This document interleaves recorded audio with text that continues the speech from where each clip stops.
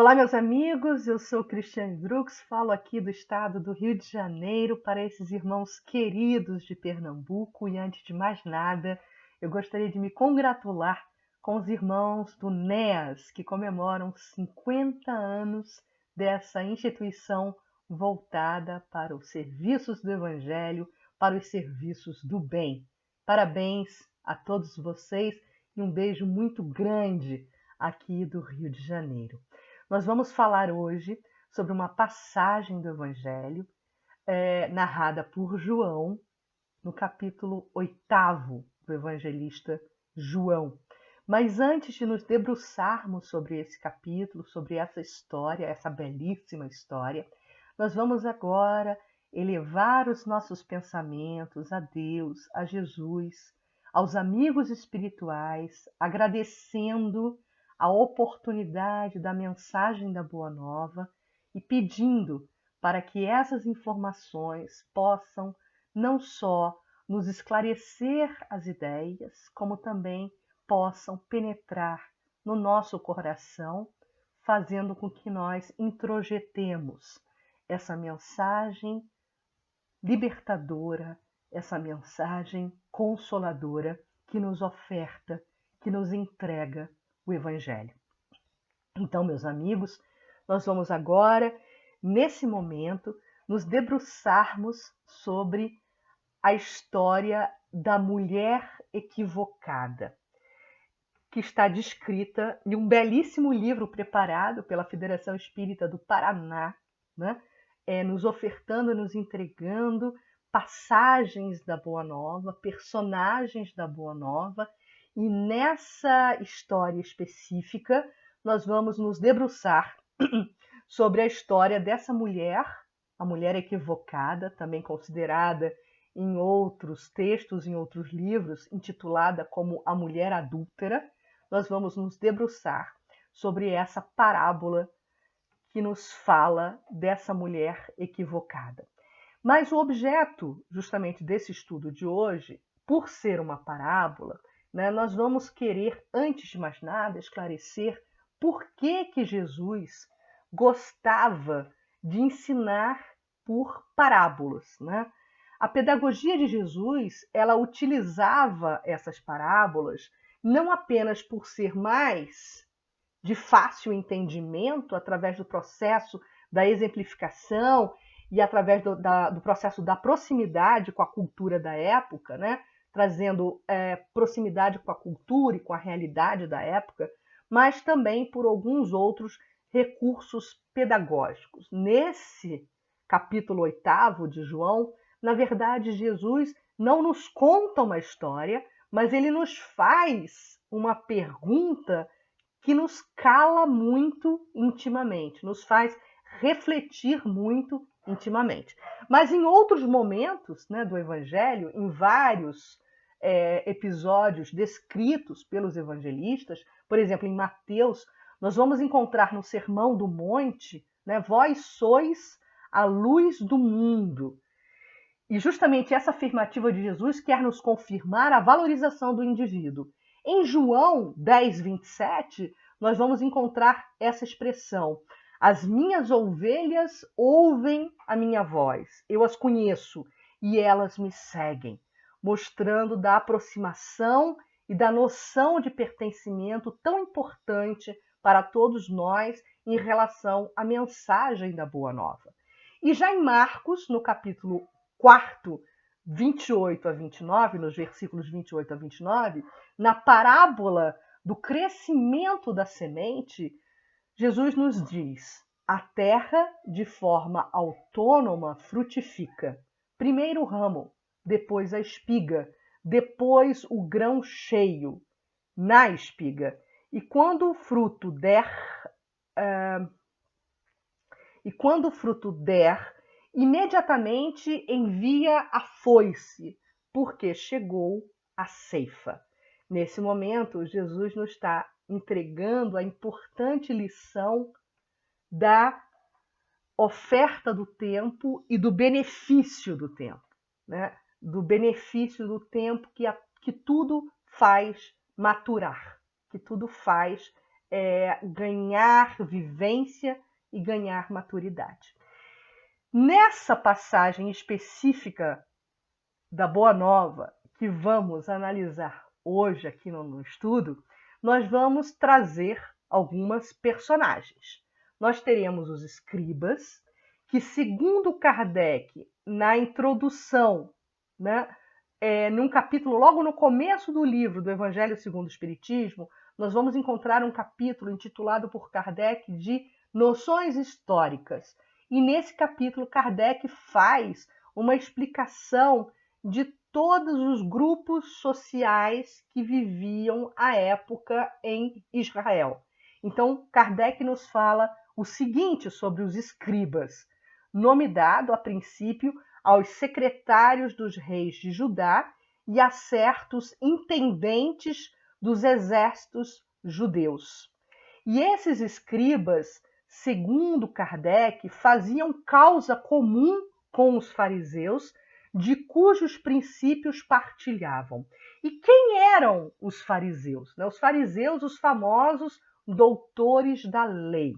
E esses doutores da lei, eles eram um grupo de pessoas com bastante formação religiosa, né? Eram doutores da lei e doutores religiosos também, e eles mantinham discussões intermináveis, às vezes sobre simples questões das palavras ou de formas, no gênero das disputas teológicas e das sutilezas da escolástica da Idade Média.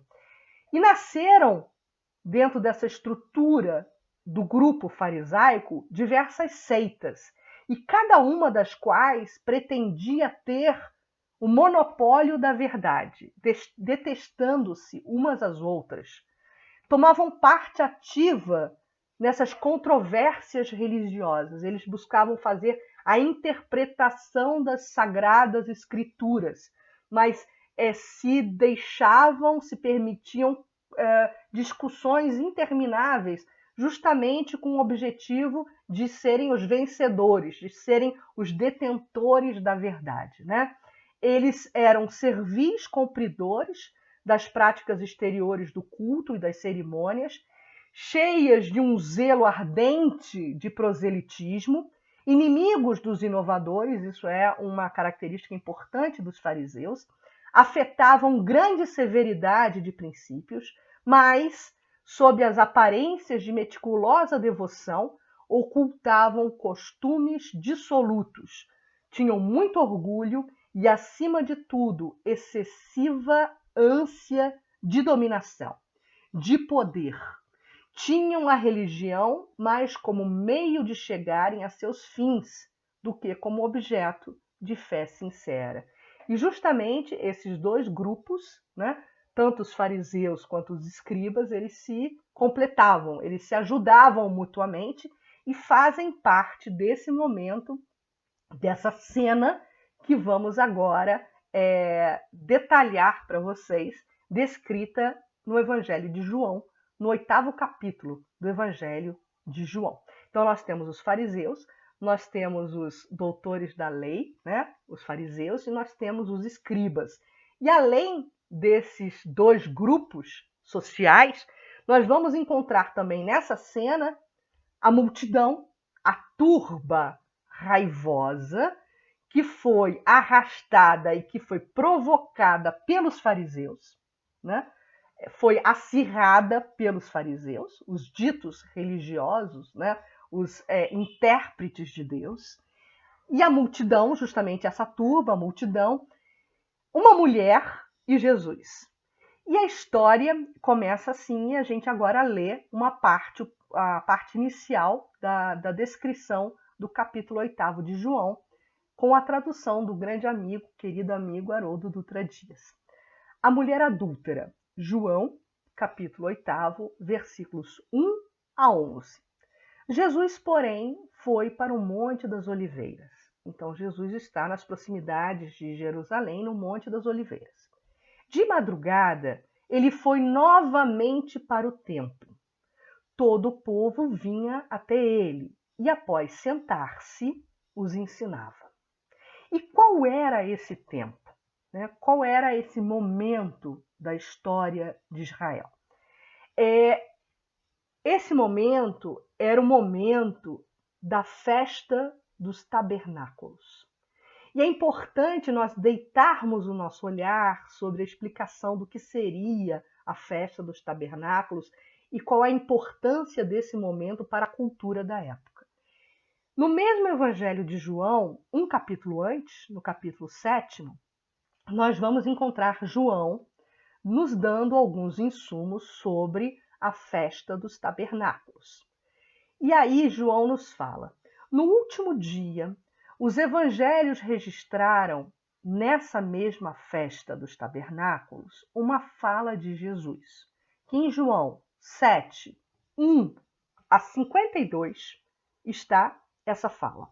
E no último dia, o grande dia da festa, Jesus pôs-se em pé e clamou, dizendo: se alguém tem sede, venha a mim e beba.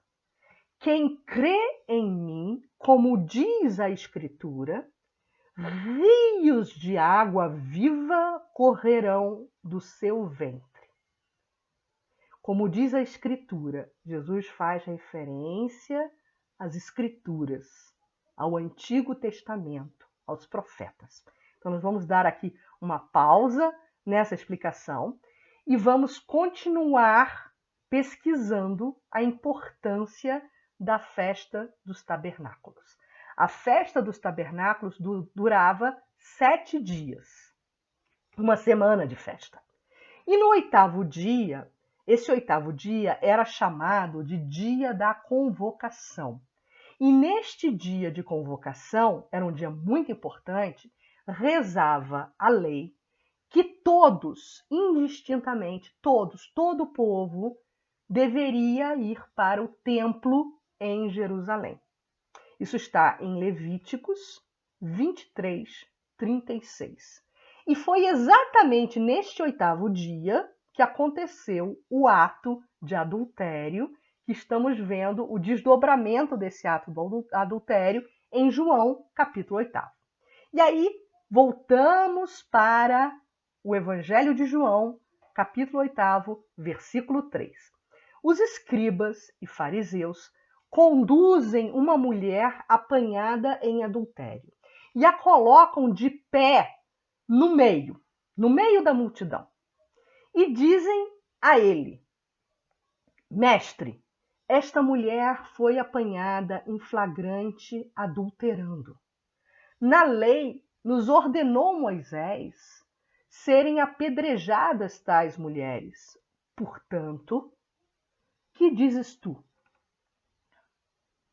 É um fariseu, doutor da lei, contrapondo Jesus e provocando Jesus a dar uma resposta, a dar uma apreciação daquele momento, daquela cena. E aí, nós vamos encontrar, nesse momento também, 2 erros, digamos assim, de procedimento. Porque os fariseus só estavam incitando a multidão e fazendo com que aquela multidão requisitasse, né, a vigência da lei com a finalidade de apedrejamento daquela mulher, justamente para poderem provocar Jesus e pegarem Jesus em algum erro de procedimento. Por quê? Porque aquela situação era uma situação completamente inusitada se formos levar à risca o que determinava a lei judaica. Dentro da Misná, e a gente vai explicar o que é a Misná, existia, né, uma prerrogativa para que pudesse haver uma condenação. Era necessário uma constituição de um julgamento propriamente dito. Isto é, todo aquele cenário tradicional de julgamento. Testemunhas, plano de defesa, órgão de justiça e, evidentemente, juízes. E segundo a Misná, que é uma das principais obras do judaísmo rabínico, né, e é a primeira grande redação na forma de escrita da tradição oral judaica. Então, é um documento orientador dos rabinos, essa Mishnah. E na Mishnah, a Mishnah prevê que há necessidade, dentro de uma conjuntura de julgamento, que haja um grupo de 23 juízes para darem uma sentença, para proferirem uma sentença dentro de um cenário de julgamento. E que mesmo que não tenham 23, era necessário 13 juízes. Lembrando que na época também era necessário, numa sentença, em um julgamento, pelo menos 2 para um deles ou ambos serem condenados. Então a gente percebe que essa cena da multidão e esse arrastamento da mulher era muito mais um artifício dos fariseus para contraporem Jesus, né? E também existia um falso moralismo, porque tanto em Levíticos 20 como em Deuteronômio 22, versículo 22, previam as escrituras, ambas as escrituras, Levíticos e Deuteronômio. Se encontrar um homem dormindo com uma mulher casada, que era o caso, todos dois deverão morrer. O homem que dormiu com a mulher e esta da mesma forma. Assim, previa a lei, tirarás o mal do meio de ti. E nessa cena a gente fica se perguntando, cadê o homem que participava do adultério, né? Então a gente percebe que é uma cena, existia ali uma cortina de fumaça, digamos assim, uma cena provocada para que pudessem pegar Jesus em algum erro, em alguma discordância em relação à lei, e assim teriam subsídios para prendê-lo. Então, novamente nos debruçando sobre a passagem de João, capítulo 8. Diziam isso testando-o, para terem de que o acusar. E Jesus, porém, né, nesse momento, quando ele é provocado a dar uma resposta, Jesus, porém, curvando-se para baixo, escrevia na terra com o dedo. Escrever na areia. Esse é um fato importante. Muitas pessoas se perguntam, puxa, mas o que Jesus estava escrevendo? Né? O que ele escreveu? Será que ele escreveu algo que tivesse significado? É difícil imaginar Jesus fazendo algo sem sentido, né? E nós podemos inferir, a partir de alguns estudos, né, de alguns livros que a gente consultou, que Jesus, nesse momento, estava recorrendo, né, nesse ato, também é uma tradição dos hebreus, né? Nesse dia, nesse 8º dia, após a festa dos tabernáculos, não se podia trabalhar. E segundo a Mishnah, né, no capítulo 7, versículo 2, também não se podia escrever. E no capítulo 12 dessa mesma lei, diz que era lícito, apesar de não se poder escrever, poderia se escrever no chão, que era exatamente o que Jesus fazia. E então, já que a lei permitia que Jesus escrevesse no chão, nós podemos depreender que algo ele escreveu. Não que isso seja extremamente importante para o entendimento dessa passagem, mas nos pode dar insumos para entendermos o quanto a resposta de Jesus, e já já a gente vai falar sobre ela, impactou na multidão. E o que Jesus escreveu, segundo alguns estudiosos, está em Jeremias, do profeta Jeremias 17:13. E lá no profeta Jeremias está escrito o seguinte, o pensamento de Jeremias, né? Oração do profeta perseguido, que era exatamente aquela situação que vivenciava Jesus. Um profeta, né? Um homem de sabedoria sendo perseguido pelo poder local. Está escrito em Jeremias, Senhor, que sois a esperança de Israel. E o mestre realmente o era. Confundidos serão todos os que vos abandonam, e de vergonha serão cobertos os que de vós se afastam. Então, Jesus, se os estudos estiverem corretos, Jesus lembra aos doutores da lei, lembra aos seus perseguidores que ele era o profeta, esperança de Israel, e que eles estariam caminhando para a vergonha. Jeremias, capítulo 17, versículo 13. Então aqui fica justamente essa observação. E continua, né? A cena ela continua.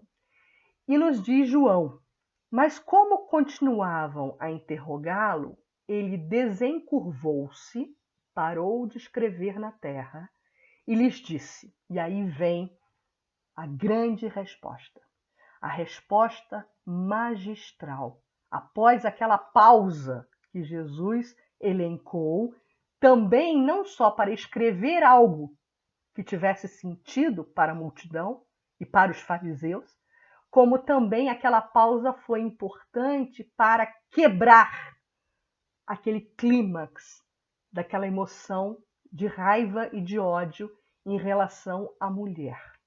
E Jesus responde belamente: quem dentre vós estiver sem pecado, atire sobre ela a primeira pedra.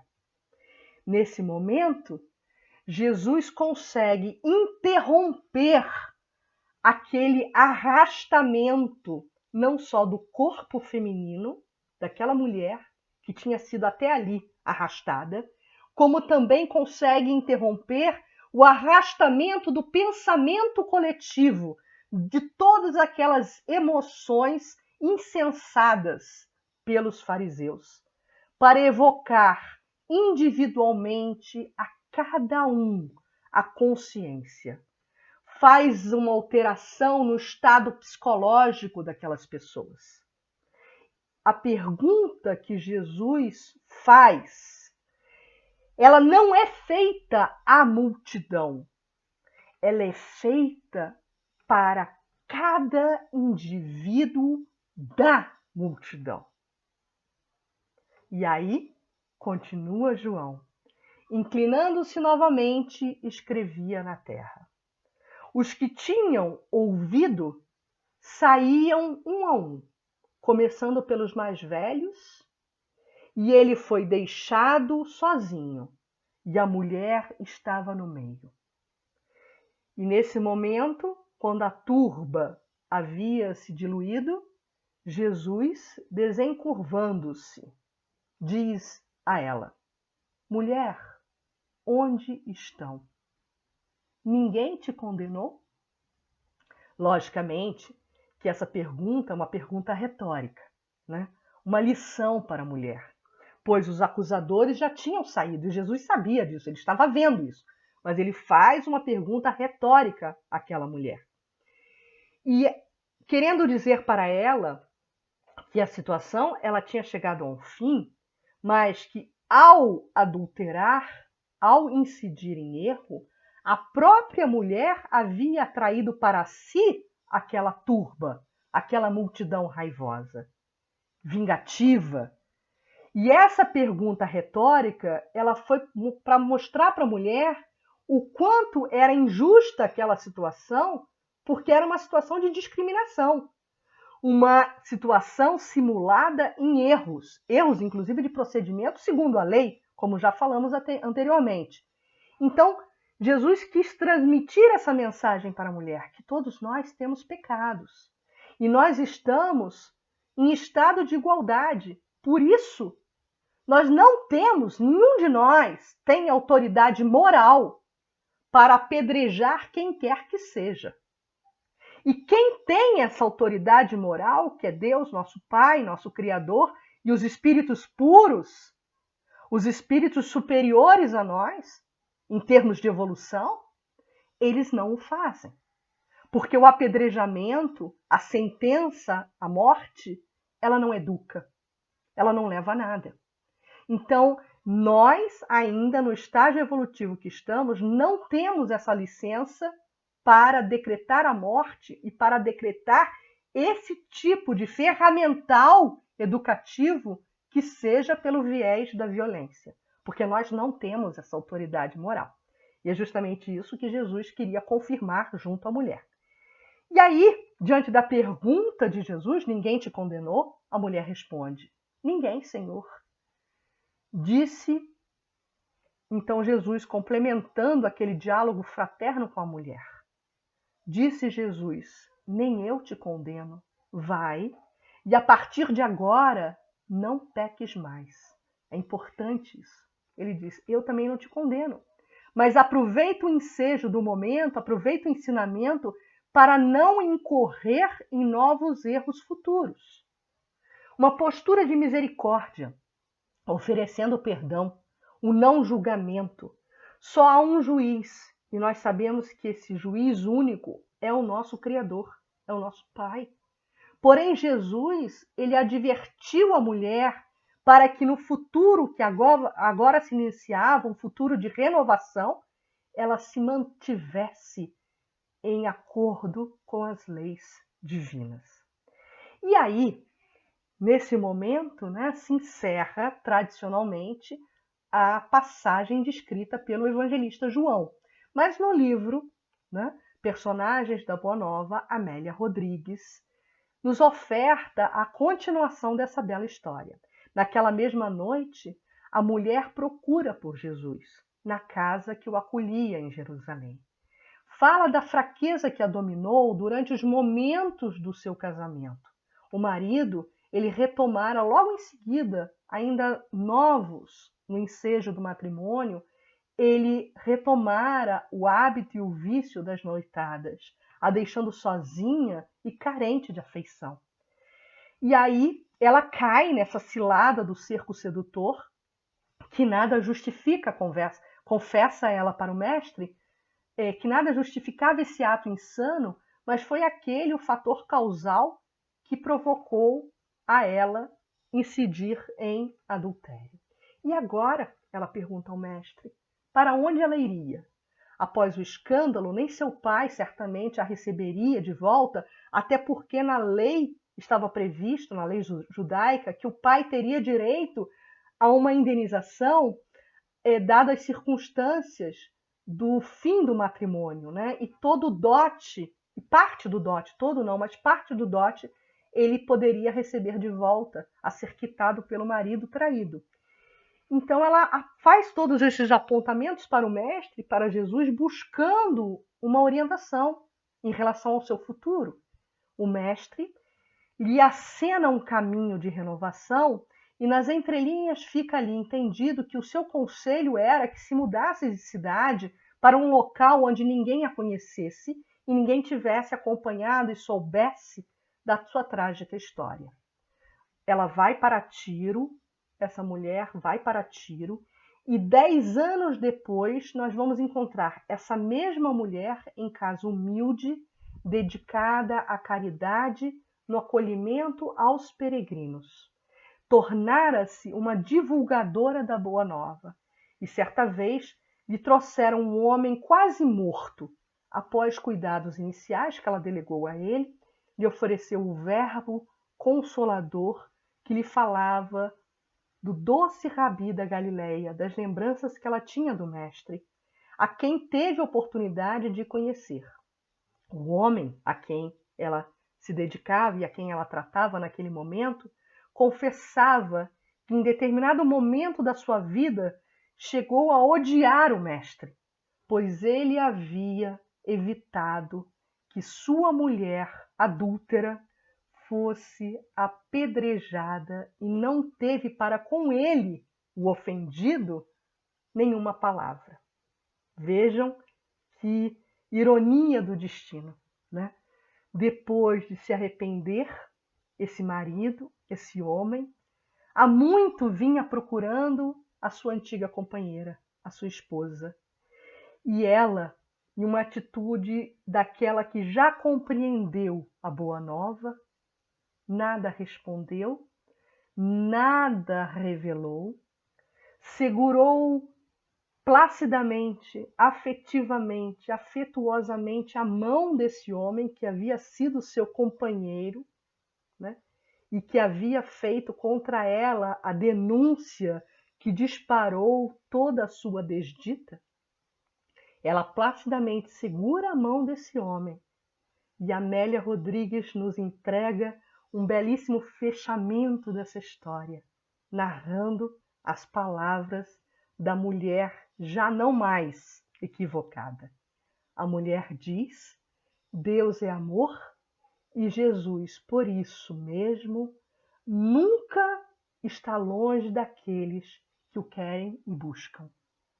Agora, durma em paz, enquanto eu o velo, porquanto ambos já o encontramos. Queridos amigos, nós estamos nessa trajetória, nesse roteiro em busca de Jesus. E rogamos, nesses momentos finais desse estudo, que possamos empreender essa caminhada, empreender essa jornada, buscando encontrar o Mestre ainda nesta nossa encarnação, sendo para Ele vasos escolhidos, ferramental do seu Evangelho para pôr em prática toda a lei de justiça e de caridade. Que assim seja. Um beijo muito grande no coração de todos vocês, meus irmãos, e saudações a Pernambuco.